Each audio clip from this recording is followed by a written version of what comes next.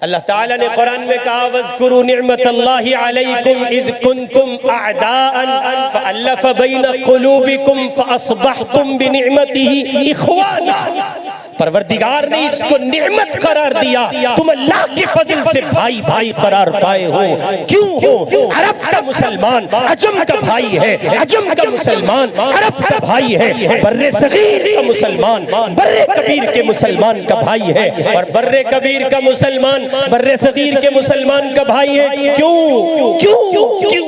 सवाल बनता है। इमामुल अंबिया ने भाई बनाया है, ताजदार अरब ने बनाया है, दो जहान के सरदार ने बनाया है, वजह तखलीक कायनात ने बनाया है, इस जमीन के वाली ने मुसलमानों को भाई भाई करार दे दिया है। उन्होंने कहा अल मुस्लिम अखुल मुस्लिम, अरबी हो अजमी हो, गोरा हो काला हो, पढ़ा लिखा हो अनपढ़ हो, देहाती हो शहरी हो, अमीर हो गरीब हो, हाकिम हो महकूम हो, ताकतवर हो कमजोर हो, कोई हो कैसा भी हो, अगर कलिमे का शरीक है, ईमान वाला भाई है। अल मुस्लिम अखुल मुस्लिम ला यज़लिमुहु, उस पर जुल्म नहीं करता मुसलमान। मुसलमान मुसलमान का भाई है, न जुल्म करता है न जुल्म होने के लिए छोड़ देता है। क्या आलम इस्लाम ने गज़ा को छोड़ नहीं दिया? क्या आलम इस्लाम ने शाम को छोड़ नहीं दिया? क्या आलम इस्लाम ने बर्मियों को छोड़ नहीं दिया? क्या आलम इस्लाम ने लबनान के मुसलमानों को छोड़ नहीं दिया? क्या आलम इस्लाम ने ट्यूनिस के उर्दून के मिस्र के मुसलमानों को छोड़ नहीं दिया? अल्लाह के बंदो, क्या आलम इस्लाम ने चाइनीज मुसलमानों को छोड़ नहीं दिया? इराक की सरजमीन पर 10 लाख इंसान कत्ल कर दिया गया। दुबई नहीं बोला, शारजा नहीं बोला, बहरीन नहीं बोला, अम्मान नहीं बोला, कुवैत नहीं बोला, सऊदी के मुनाफिक नहीं बोले, नहीं बोले, नहीं बोले। खादिमुल हरमैन बनते हैं, अल्लाह के घर के मुहाफिज बनते हैं, एक लफ्ज उन्होंने अपनी जबान से नहीं निकाला। सारा इराक ताराज हुआ, सारा अफगान लुट गया, एक उसामा के नाम पर लाखों इंसान कत्ल कर दिया गया। किसी को ये सबक याद नहीं आया? अल मुस्लिम व अखुल मुस्लिम, जिनको सबक याद था उनका हाल ये था। उमर इब्ने अब्दुल अजीज रहमतुल्लाहि अलैह अपने ज़माने खिलाफत में अपना एक नुमाइंदा एक एलची भेजते हैं जो रूम की सरजमीन का दौरा करता है। वहाँ का हाकिम उनको जेल दिखाता है। वो नुमाइंदा जब जेल की सलाखों से गुजर रहा है तो किसी का कुरान अपने कानों की समाअत तक पहुँचता हुआ पाता है और सुनता है कि कोई कुरान पढ़ रहा है। वो उस नुमाइंदे से कहता है ये कौन है? कहा ये एक नाबीना मुसलमान है, कुरान पढ़ता है। कहा यहाँ मुसलमान कैसे? कहा ये ताजा दम ईमान लाया है। हमारे हाकिम ने ईमान लाने की पादाश में जुर्म में सजा देते हुए इसको कैद कर दिया है और ये कैदी असीरी के दिन काट रहा है। उस नुमाइंदे ने वहीं से रख्ते सफर बांधा। आपके लोग तो काबीना बुलाएंगे, आपके लोग तो मजलिस आमला बुलाएंगे, मजलिस मुंतजिमा बुलाएंगे, तब जाके उम्मत का फैसला होगा।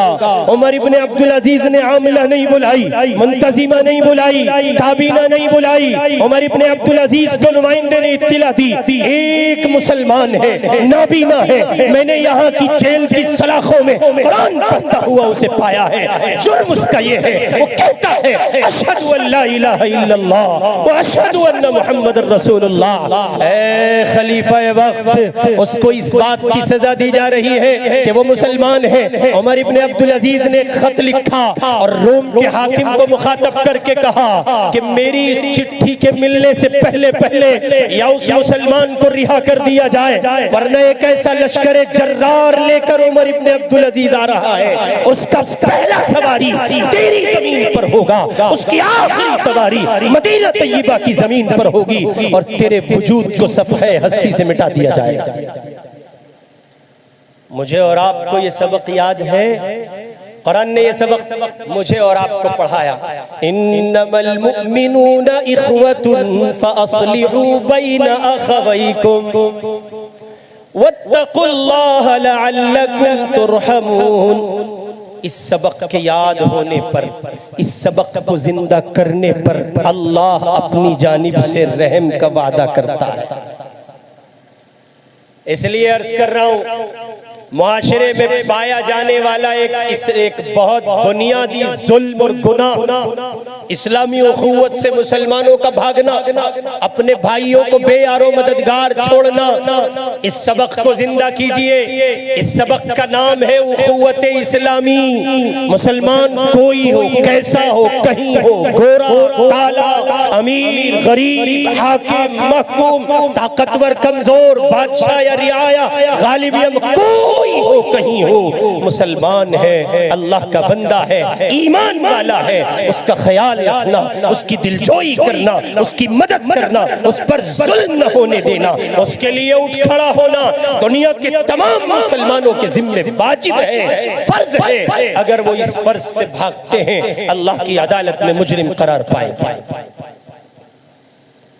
चुनांचे मदीना तय्यबा जब आमद हुई इमामुल अंबिया की, तो हुजूर पाक ने अंसार सहाबा से कहा, ये मुहाजिरीन मक्के से आए हैं, इनके पास कुछ नहीं है, ये तुम्हारे भाई हैं और मैं मोहम्मद तुमको इनका भाई बना रहा हूँ इस्लामी रिश्ते की बुनियाद पर। कोई अरब अजम नहीं, कोई छोटा बड़ा नहीं, इस्लामी रिश्ते की बुनियाद पर मैं तुम्हें इनका भाई बना रहा हूँ। फिर सहाबा ने वो मिसालें पेश की हैं, अल्लाह उनको करोड़ हा करोड़ जज़ाए खैर नसीब फरमाए। एक सहाबी ने तो इंतहा कर दी और यहाँ तक कह गए कि सुनो, तुम मेरे इस्लामी रिश्ते के भाई हो, मेरे हरम में 2 बीवियां हैं, एक को तलाक दे देता हूँ, इद्दत से फरागत के बाद तुम उससे निकाह कर लेना। मेरे 2 बाग हैं, एक तुम्हारा एक मेरा, मेरी जायदाद का ये इतना हिस्सा 2 हिस्सों पर मुश्तमिल किए देता हूँ, एक टुकड़ा तुम्हारा होगा, एक टुकड़ा मेरा होगा, इसलिए कि तुम मेरे इस्लामी रिश्ते के भाई हो। आज 2025 में भारत की सरजमीन पर जब वक्फ अमेंडमेंट बिल को मंजूरी दे दी गई, तजवीज पास कर दी गई और जालिमाना किरदार अदा किया हुकूमत ने और अपनी अक्सरियत और बहुमत की बुनियाद पर हुकूमत ने मुसलमानों की प्रॉपर्टीज को और मुसलमानों की जायदादों को हड़पने का एक नया मंसूबा बनाया।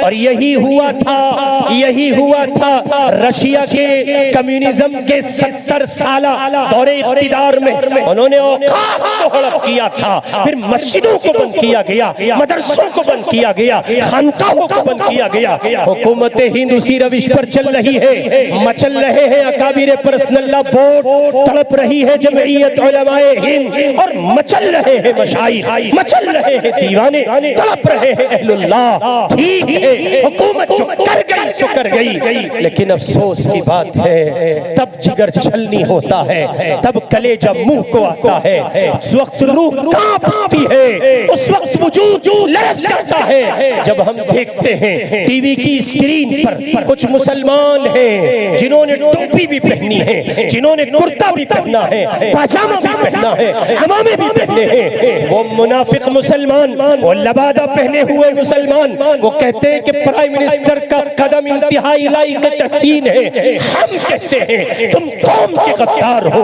तुम वतन के गद्दार हो, इस्लाम के गद्दार हो, मोहम्मद रसूलुल्लाह के गद्दार हो। इसलिए कि अगर इस वक्त अमेंडमेंट बिल का होना इतना ही जरूरी था तो हुकूमत यही मुआमला करे सिखों के साथ, यही मुआमला करे ईसाइयों के साथ, यही मुआमला करे हिंदुओं के साथ, यही मुआमला करे दलितों के साथ। सारी कम्युनिटीज की जगह तुम ले लो, फिर मुसलमानों के साथ यही सलूक करो, शायद मुसलमान को शिकवा ना हो। लेकिन मसला ये है कि जिस दिन से तुम मेहरबान लोग आए हो, पहले दिन से मेहरबानियां मुसलमानों ही पर है, किसी और पर नहीं। इसलिए हम अर्ज कर रहे हैं आपसे, अल मुस्लिम व अखुल मुस्लिम, इस सबक को पढ़िए। मुसलमान कैसा भी हो, शराबी है, जुआरी है, अय्यार है, मक्कार है, बदकिरदार है, फहशगोई में और बदकिरदारी में मुब्तला है, उसके अमाल बुरे हैं, उसके अफ़आल बुरे हैं, उसका किरदार बुरा है, लेकिन वो एक कलमा इकबाल ने कहा था, हाय वो एक सजदा जिसे तू ग्रां समझता है, हजार सजदों से देता है आदमी को नजात। वो एक कलमा जिसे तू हल्का समझता है, वो हजार पोजीशनों से आदमी को मुमताज करता है। मुसलमान को अपनाइए। और मैं इशारे के साथ गुफ्तगू को आगे बढ़ा रहा हूँ। मुसलमान कैसा भी है, कलिमे का शरीक भाई है, रिश्ता उखुवत इस्लामी उस पर रवा रखना आपके लिए फर्ज है। इसका ये मतलब नहीं है आप किसी और पर जुल्म करें, किसी गरीब को सताएं। नहीं नहीं, मुल्क में जितने हिंदू हैं, सिख हैं, ईसाई हैं, बुद्धिस्ट हैं, जैनी हैं, दलित पारसी हैं, आदिवासी हैं, जितनी कम्युनिटीज पाई जाती हैं, हर एक के साथ मोहब्बत होगी, हर एक के साथ प्यार होगा, हर एक के साथ चाहत होगी, हर एक के साथ भाईबंदी होगी। लेकिन इन सबसे बढ़कर होगा मुसलमान, इन सबसे ऊपर होगा मुसलमान, इन सब पर लाइक होगा, फाइक होगा मुसलमान। और उसकी वजह यह है, इसके साथ रिश्ता दोहरा है। ये इंसानी रिश्ते का भाई भी है और ये इस्लामी रिश्ते का भाई भी है। इस सबक को जिंदा कीजिए। अगर आप ये सबक जिंदा कर गए तो थानों में दलाली नहीं होगी, मुखबिरी नहीं होगी। मुसलमान बेगुनाह होते हुए, मासूम होते हुए असीरी के दिन नहीं काटेंगे। जब जब ये उम्मत को सबक याद रहा है, अल मुस्लिम अखुल मुस्लिम, मुसलमान मुसलमान का भाई है, ला यज़लिमुहु, न जुल्म करता है, वला यख़ज़ुलहु, और न जुल्म होने के लिए छोड़ देता है, बल्कि डट जाता है, खड़ा रहता है, सामना करता है। मेरा भाई मुश्किल में है, छोड़ नहीं सकता, जा नहीं सकता, हट नहीं सकता, कदम पीछे नहीं हट सकता। इस्लामी रिश्ते का भाई है। ये मजहब इस्लाम की बुनियादी और आफाकी तालीम।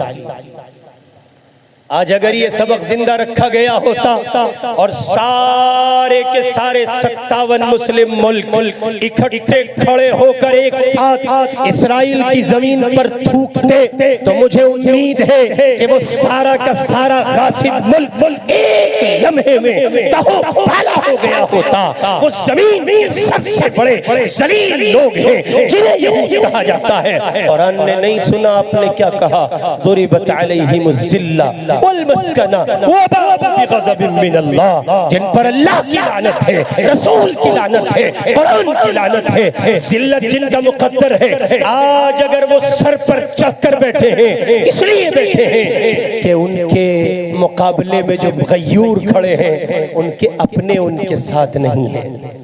इसलिए अर्ज कर रहा हूँ, इसलिए अर्ज कर रहा हूँ, खुदारा खुदारा खुदारा, संभलिए संभलिए संभलिए, अपने आप को संभालिए और इस रिश्ते उखुवत इस्लामी को जिंदा कीजिए। वक्त मुकम्मल हुआ। अब बताइए, आप बात को आगे रखूं? अब तो आपके चाचा भी सुनेंगे हजरत, उन्वान ऐसा है। लेकिन मैं बात नहीं बढ़ाऊंगा, बस मुख्तसरन यही खत्म करता हूँ। ये सबक आपको समझ में आ गया। तकरीर तो हो चुकी मुझसे पहले और कल भी हजरत ही की होगी। मैं तो ऐसा ही होल हूँ, बचता हूँ, जहाँ बचता हूँ बेतकल्लुफ बचता हूँ, अपने दिल का दुखड़ा कहता हूँ और अल्लाह के फजल के साए में कहता हूँ। किसी को समझ आए तब कहता हूँ, नहीं समझ आए तब कहता हूँ। न मुझे अपनी TRP बढ़ानी है, न मुझे अपना प्रोटोकॉल बढ़ाना है। मैं अपनी जगह बहुत सेट हूँ, अल्लाह का फजल है, उसका करम है। मुझे आपसे किसी दादो तहसीन की कोई तवक्को, कोई उम्मीद नहीं है, मगर याद रखिए ये आपके वजूद का मसला है। अब आ जाते हैं मदनी जलसा कमेटी पर। आपसे तो बहुत जबरदस्त शिकायत है, सारा मूड आप लोगों ने खराब किया। अच्छा खासा मूड था, बहुत कुछ सुनाना था। याद रखिए, बहुत बुनियाद अपनों से शिकवा होता है, ये बात जहन में रखें, ये हमदर्दी का पहलू है। शिकवा अपनों से होता है, पराये लोगों से नहीं होता, आप अपने। और ये शेखुल इस्लाम की जमीन है। मेरे दादा हजरत हाफिज महमूद साहब रहमतुल्लाह अलैह, शेखुल इस्लाम हजरत मदनी रहमतुल्लाह अलैह के मुंह चढ़े मुरीद थे और जुनून था हजरत के इश्क का उन पर, दीवानगी थी हजरत हाफिज महमूद साहब रहमतुल्लाह अलैह को, मेरे दादा को। और हजरत मदनी अलैहि रहमा मेरे दादा को कहा करते थे मेरा महमूद। तो इसलिए हजरत शेखुल इस्लाम का फैजान मैंने पाया और आप उसी जमीन के लोग हैं, शेखुल इस्लाम की जमीन के। इसलिए आपसे शिकवा कर रहा हूँ, याद रखो कोई जलसा, कोई मजलिस, कोई महफिल उस वक्त तक अहमियत की हामिल है जब तक वो अल्लाह के दीन के दायरे में है। जब शरीयत की दीवारों से वो टकराने लगे, फिर वो महफिल कल अदम, वो मजलिस कल अदम, वो शख्सियत कल अदम। हमारा आप एहतराम करते हैं इसलिए कि दीन से निस्बत है। हमारे पास 4 हाथ नहीं है, 4 पाँव नहीं है, नाक, चेहरा, आंखें, कान आपके सिवा नहीं है। जैसे आप हैं वैसे हम हैं। इस इज्जत की, ताज़ीम की, तौकीर की, तकरीम की वजह क्या है? अल्लाह का दीन, रसूल की निस्बत, बारगाह खुदाबंदी से ताल्लुक। इसलिए दीन असल है, दीन बुनियाद है। दीन से अगर कोई शय टकरा जाए फिर वो शय कल अदम है। इस्तेक़बाल कीजिए, खूब कीजिए और इससे ज्यादा जोरदार कीजिए, मगर नमाज खतरे में ना हो, दीन खतरे में ना हो, शरीयत खतरे में ना हो, अल्लाह के रसूल सल्लल्लाहु अलैहि वसल्लम के दीन को कोई ठेस ना पहुंचे। आप अल्लाह की मोहब्बत में, रसूल की मोहब्बत में, शरीयत की मोहब्बत में उलमा को बुलाकर हुजूर की सीरत सुन रहे हैं। अल्लाह के बंदों किस लिए? दीन के लिए। जिस हुसैन अहमद मदनी का आप दम भरते हैं, उस अल्लाह के बंदे का हाल रिश्ते उखुवत इस्लामी पर यह था कि 17 साल मदीना मुनव्वरा में हदीस का सबक पढ़ाया। और कैसे? ये रोज़ाए रसूल है, ये रोज़ाए रसूल है, यहाँ बैठकर पढ़ाने की इजाजत है। सामने आका का रोजा है और शेखुल इस्लाम हदीस पढ़ाते हैं। इधर जिहाद आजादी का कहिए कि शोर उठ गया और मुल्क में आजादी का बगल बच गया। शेखुल इस्लाम से किसी ने कहा कि आप अब क्या फैसला करेंगे? हजरत ने फरमाया कि मैं मदीने की जिंदगी को तरजीह नहीं दूंगा, बल्कि हिंदुस्तान जाऊंगा, मेरे उन गयूर मुसलमान भाइयों को आजादी दिलाऊंगा, दीन पर खड़ा करूंगा जो बेयारो मददगार, बेसरो सामानी के आलम में हिंदुस्तान की सरजमीन पर तड़प रहे। आप अहलिया ने गोपालपुर इस हवाले से कि आप इतनी बड़ी मजलिस और महफिल का इनेकाद करते हैं, मेरे सर माथे पर है। आपका दीनी जज्बा मेरे सर माथे पर है, आपकी ताज़ीम और तौक़ीर मेरे दिल की जमीन पर है। लेकिन मेरे नौजवानों, हालात को समझो, वक्त को समझो, रविश को समझो। 2025 है, सिर्फ वक्त बिल का मसला नहीं है। राम मंदिर की जगह, बाबरी मस्जिद की जगह राम मंदिर का मसला नहीं है। हुकूमत का मैनिफेस्टो पढ़ो जो 2019 में तालीमी मैनिफेस्टो हुकूमत लाई है। कसम रब्बे काबा की आपकी नींदें उड़ जाएंगी। और अहवाल ये है, मैं नहीं कह रहा हूँ, जानशीन फिदाए मिल्लत हजरत अमीरुल हिंद कह रहे हैं, मैं नहीं कह रहा हूँ, हजरत भाईजान कह रहे हैं, अकाबिरीन जमीयत कह रहे हैं। अगर हुकूमत के निजाम को समझकर आज मौसर इक़दाम न किए गए तो रब्बे काबा की कसम आने वाले कल में ये जमानत देना मुश्किल होगा। बच्चा घर से मुसलमान निकलेगा सही, उसके ईमान की जमानत देना मुश्किल हो जाएगा। अल्लाह मेरी आपकी सबकी हिफाजत फरमा दे। आप हजरात का ये जज्बा लाइक़ तहसीन है, लाइक़ मुबारकबादी है और बहुत ज्यादा मुबारकबादी इस पर है कि मुझे मालूम हुआ कि 37वां सालाना प्रोग्राम है। 37 साल से पाये सबात में इस्तिकामत, किसी शे पर जमना, ये खुद अपने आप में कमाल की बात है। मगर इस पर मजीद चांद लग जाएंगे और चांद नहीं लगेंगे, 4 चांद लग जाएंगे। मदनी जलसा कमेटी के नौजवान ये तय कर लें कि जैसे उन्होंने गोपालपुर में इस फिजा को आम किया, जैसे उन्होंने इस फिजा को हमवार किया कि वो मदनी जलसा कमेटी के तहत सीरत सुनवा रहे हैं, इस्लाह मुआशरा पर हुजूर पाक की तालीम सुनवा रहे हैं, वैसे वो ये तय कर लें कि साल के 12 महीने इस बस्ती के एक एक फर्द पर, मर्द मर्द पर, औरत औरत पर, एक एक फर्द पर काउंसलिंग करेंगे, जहन साजी करेंगे, उनके दिमाग में, कल्ब में, जिगर में, रूह में ये बात बिठाने और बसाने की कोशिश करेंगे कि इस्लामी रिश्ता-ए-उख़ुवत को जिंदा कीजिए। मुसलमान मुसलमान का भाई है, कैसा ही हो। किसी हजरत जी मौलाना यूसुफ साहब रहमतुल्लाह अलैह तबलीगी जमात के दूसरे बड़े अमीर हजरत जी मौलाना यूसुफ साहब, तक़सीम वतन का मौका है, शेखुल हदीस हजरत मौलाना ज़करिया साहब रहमतुल्लाह अलैह का तार आया और फरमाया यूसुफ मियाँ तक़सीम वतन हो रहा है, चलो क्यों ना हम भी पड़ोसी मुल्क चले।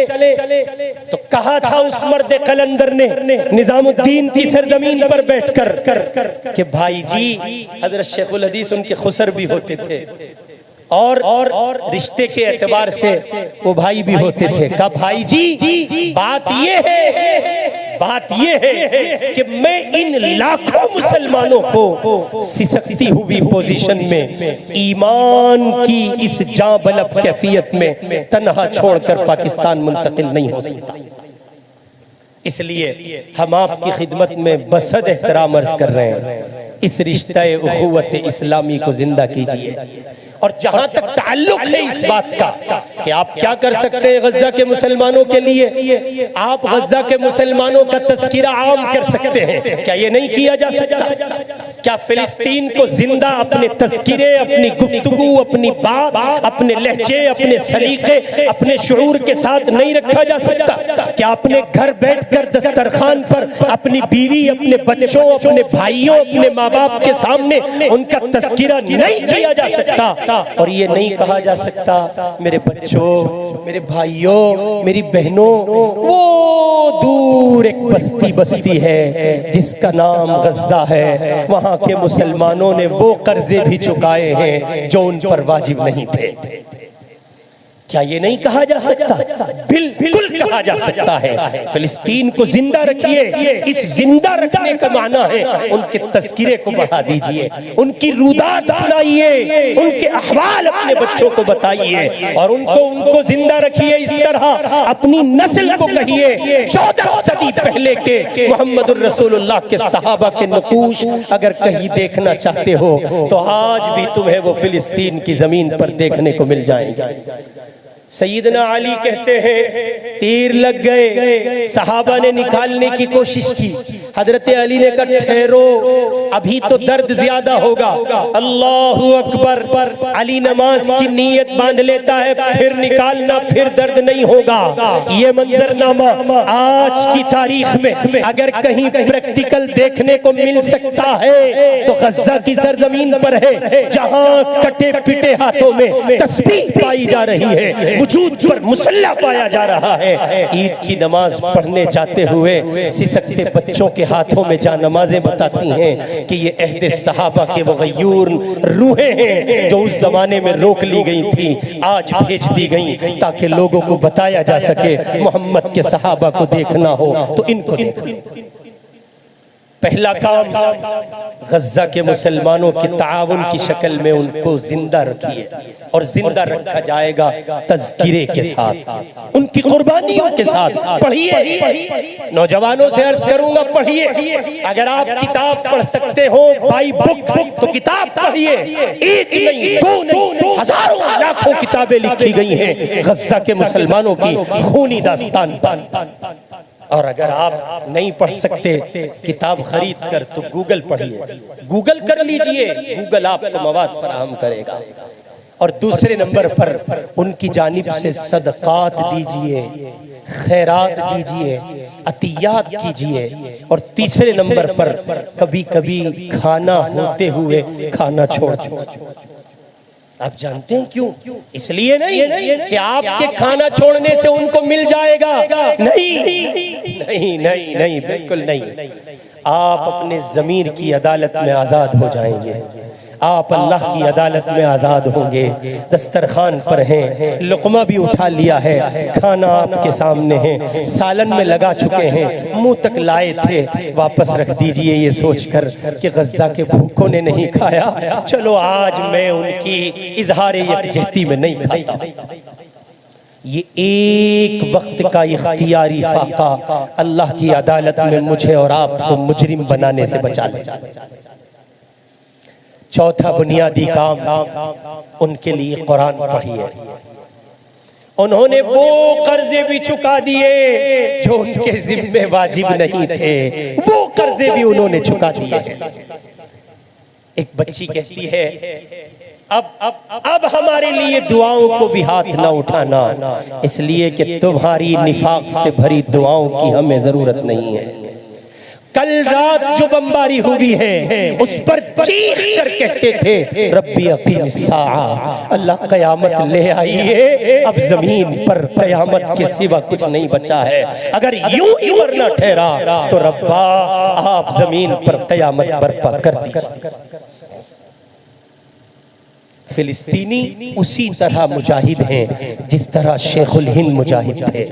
फिलिस्तीनी उसी तरह मुजाहिद हैं जिस तरह मोहम्मद अली जौहर मुजाहिद थे। फिलिस्तीनी उसी तरह मुजाहिद हैं जिस तरह अबुल कलाम आजाद मुजाहिद थे, फजल हक खैराबादी मुजाहिद थे। और इस जमीन के दीगर फ्रीडम फाइटर्स गांधी थे, नेहरू थे, भगत सिंह थे, और इस जमीन के जितने लोग अपनी जमीन की आजादी के लिए लड़ाई लड़ रहे थे और मुजाहिद कहलाए, अमर कहलाए, ठीक उसी तरह फिलिस्तीन के गय्यूर मुसलमान अपनी जमीन फिलिस्तीन की आजादी के लिए लड़ रहे हैं, मुजाहिद आजादी।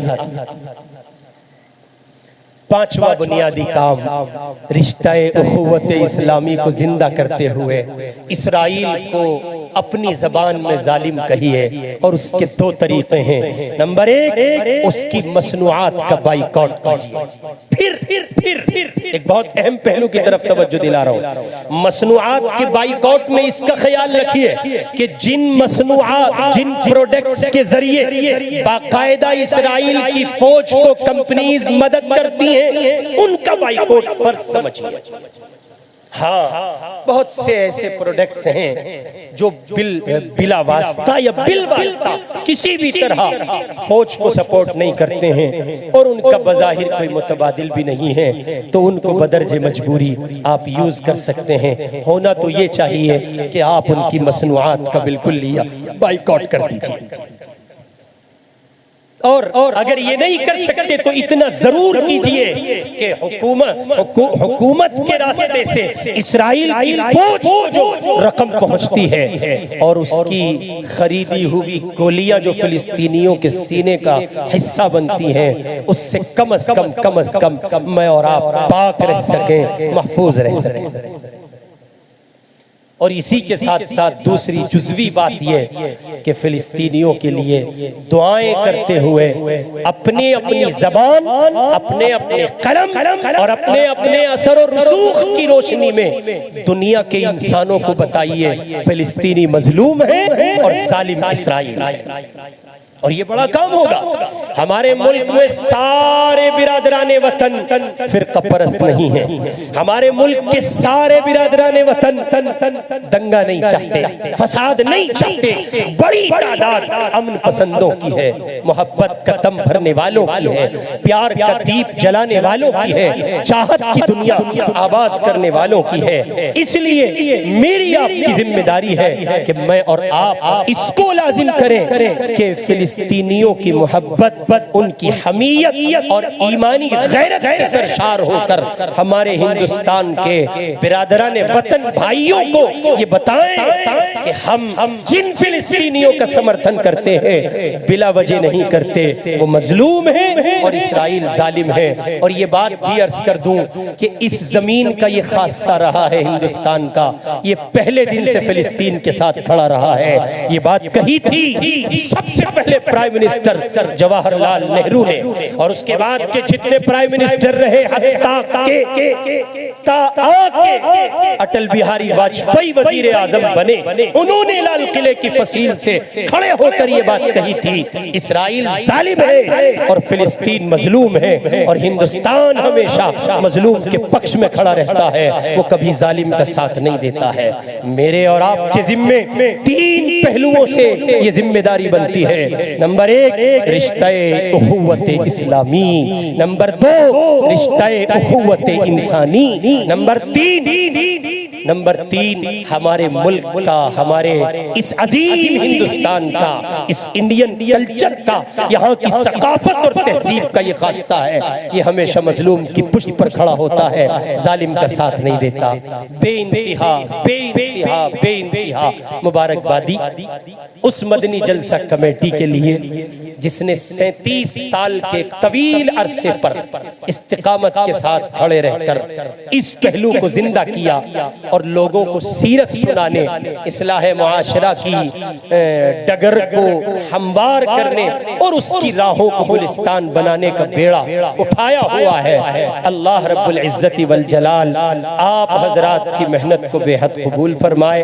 मगर ये कि अपनी पहली गुजारिश को फिर दोहराता हूँ, इसको पूरे साल पर फैलाइए, ये एक दिन का हिस्सा न हो।